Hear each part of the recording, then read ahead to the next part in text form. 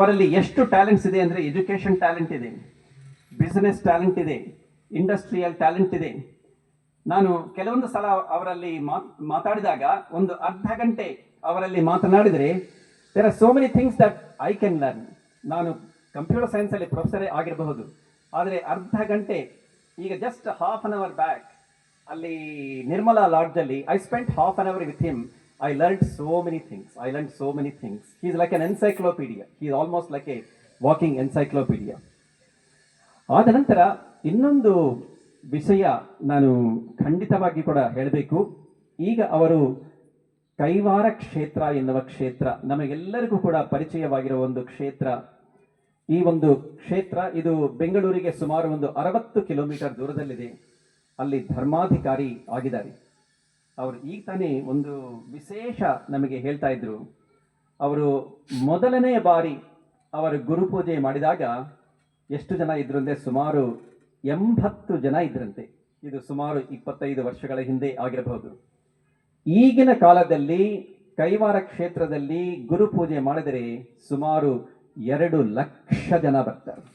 ಅಂದರೆ 80 ಜನರಿಂದ 2 ಲಕ್ಷ ಜನರಿವರೆಗೂ ಆ ಒಂದು ಕ್ಷೇತ್ರವನ್ನು ಅಭಿವೃದ್ಧಿಪಡಿಸಿದ್ದಾರೆ ಅಂದರೆ ಅದು ನಿಜವಾಗಿಯೂ ಕೂಡ ಅದೊಂದು ಅವರ ದೈವಾಂಶ ಸಂಭೂತರು ಅಂತ ನಾವು ಹೇಳಬಹುದು. ಆದ ನಂತರ ಅವರು ಇಷ್ಟು ದಿವಸ ಅಂದರೆ ಖಂಡಿತವಾಗಿಯೂ ಕೂಡ ಇರಲೇಬೇಕು.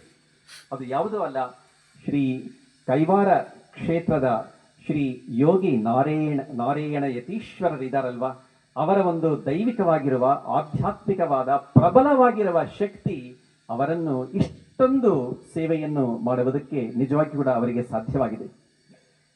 ಕೈವಾರ ಕ್ಷೇತ್ರಕ್ಕೆ ಸಮೀಪದಲ್ಲಿ ಇರುವ ಸುಮಾರು ಒಂದು 5,000 ಗ್ರಾಮಗಳಲ್ಲಿ ಅವರು ಸಮಾಜ ಸೇವೆಯನ್ನು ಅವರು ಮಾಡುತ್ತಾ ಇದ್ದಾರೆ.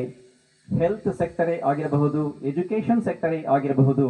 ಆದ ನಂತರ ಗ್ರಾಮಗಳಲ್ಲಿ ಇರುವ ದಲಿತ ವರ್ಗದವರೇ ಆಗಿರಬಹುದು, ಅವರಿಗೆಲ್ಲರಿಗೂ ಕೂಡ ಸಾಮಾಜಿಕ ಸುಧಾರಣೆ, ಸಾಮಾಜಿಕ ಸೇವೆಯನ್ನು ಅವರು ನಿಜವಾಗಿಯೂ ಕೂಡ ತುಂಬಾನೇ ಅವಿರಳ ಕೃಷಿಯನ್ನು ಅವರು ಮಾಡುತ್ತಾ ಇದ್ದಾರೆ. ಎನ್ನುವ ಒಂದು ಟ್ರಸ್ಟ್ ಇದೆ. ಆ ಟ್ರಸ್ಟ್ಗೆ ಅವರು ಮ್ಯಾನೇಜಿಂಗ್ ಟ್ರಸ್ಟಿ ಆಗಿದ್ದಾರೆ. ಅಷ್ಟೇ ಅಲ್ಲ,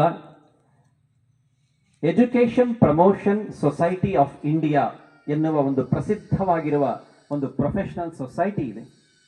ಆ ಸೊಸೈಟಿಯಲ್ಲಿ 7,000 higher educational institutions in India.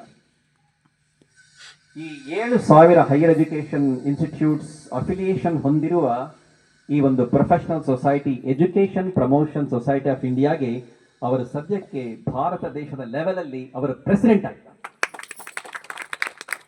ಅಷ್ಟೇ ಅಲ್ಲ, ನಮಗೆಲ್ಲರಿಗೂ ಕೂಡ ಕೆಸೆಟ್ ಕಾಮೆಟ್ ಕೆ ತುಂಬ ಚೆನ್ನಾಗಿ ಗೊತ್ತು. ಕಾಮೆಟ್ ಕೆ ಅಂದರೆ ಅದು consortium of medical engineering and dental colleges. ಕಾಮೆಟ್ ಕೆಗೆ ಅವರು ಸದ್ಯಕ್ಕೆ ಚೇರ್ಮನ್ ಆಗಿದ್ದಾರೆ. ಕರ್ನಾಟಕ ಪ್ರೊಫೆಷನಲ್ ಕಾಲೇಜಸ್ ಫೌಂಡೇಶನ್ಗೆ ಅವರು ಸೆಕ್ರೆಟರಿ ಆಗಿದ್ದಾರೆ.